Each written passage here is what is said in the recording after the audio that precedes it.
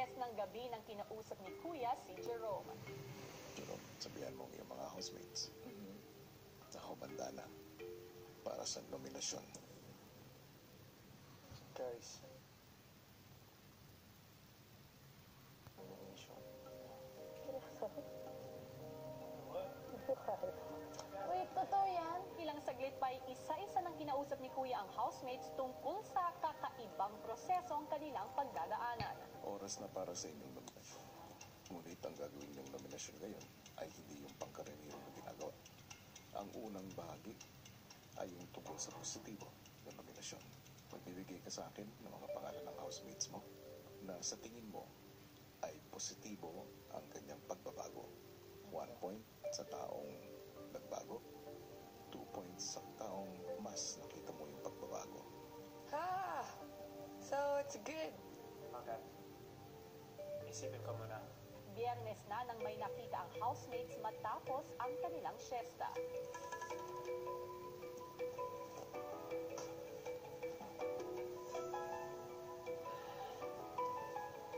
Meron ako nakita na 7 maliliit na Christmas tree. And bawat isang Christmas tree merong bahay at merong pangalan ng bawat isang housemate. Wow. Wow. You think it's a bad thing? Eh kuya, ang ganda-ganda o Christmas tree tapos Christmas balls. Paano naman magiging bad yun? Good lang. Tapatan niyo ang mga Christmas trees. Front or in the back? We were going to casa la suerte. Ngayong 7 na lamang kayo, isang hamon ng pagpapakatotoo ang muling susubok sa inyo. Sa inyong harapang positive nomination. Para sa ikalawang bahagi ng kakaibang nominasyon, harapang sasabihin ng housemates sa mga dahilan ng kanilang pagbibigay puntos sa mga kasama. Ang bilang ng puntos na kanilang ibibigay, ang bilang ng Christmas balls na isasabit nila sa Christmas tree ng kasama.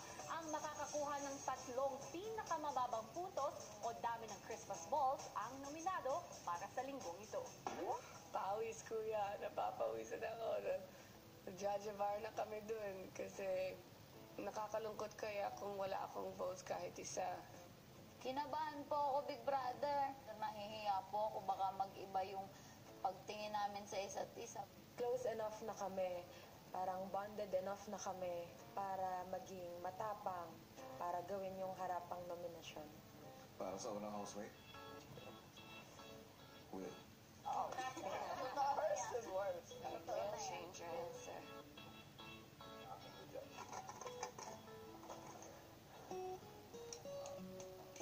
Yung isang punto para sa isang tao na I think sa simula medyo reserved.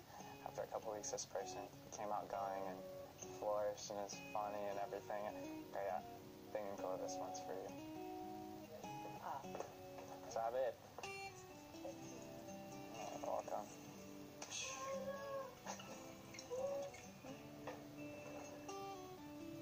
So kahit pa paano, relieved na hindi naman pala ako 0. Okay na yun, may 1. So yun, natuwa naman ako doon. 2 punto para sa isang tao na this person really changed the most. Kasi sa simula, super shy. Unti-unti, nagiging yung, I think, isa sa mga pinaka-close people in this house.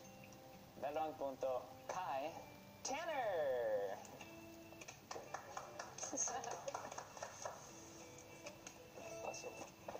Love you, brother. Ang susunod na tatawagin ko, Tanner.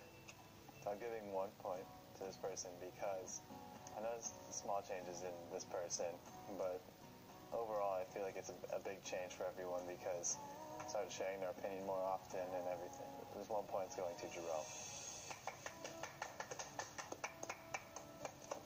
I am giving 2 points to the special person because I've noticed a big difference in the past couple weeks. Very more socializing, more positive. Really, I got to know him better. So I'm giving 2 points to Luis.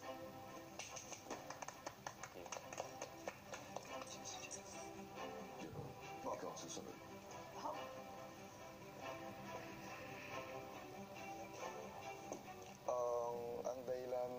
sa isang puntos na ito is itong tao na to, mas nakita ko naging open siya this past few weeks and mas naumpisan kong makilala talaga yung ibang side niya and yun si Aura. Dahil sa Yummy, guys. May napuntahan yung Yummy. Binibigyan ko ng 2 puntos tong taon to kasi naramdaman talaga ng buong bahay yung pagbabago niya recently. At isa to sa mga positibong nangyayari, hindi lang sa sarili niya, kundi para sa lahat ng housemate dito sa bahay na to. At tong 2 puntos na to ay binibigay ko kay Cora.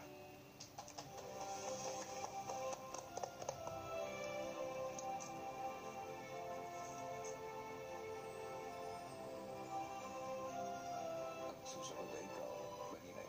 Pinili ko yung tao na to dahil nung una, parang hindi kami masyado nagkukwentuhan. Pero ngayon, parang mas naging open na siya sa akin. Pinibiro-biro na po niya ako. Tsaka, mas nagkukwento na po siya tungkol sa buhay niya kumpara noon. 1 point po kay Tanay.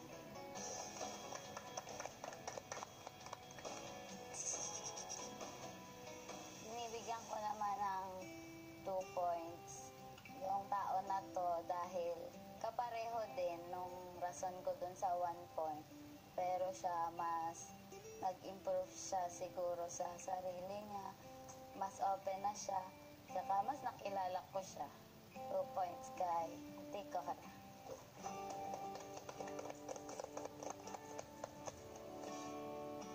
Sobra po akong na-humble at sobrang grateful po ang pakiramdam ko.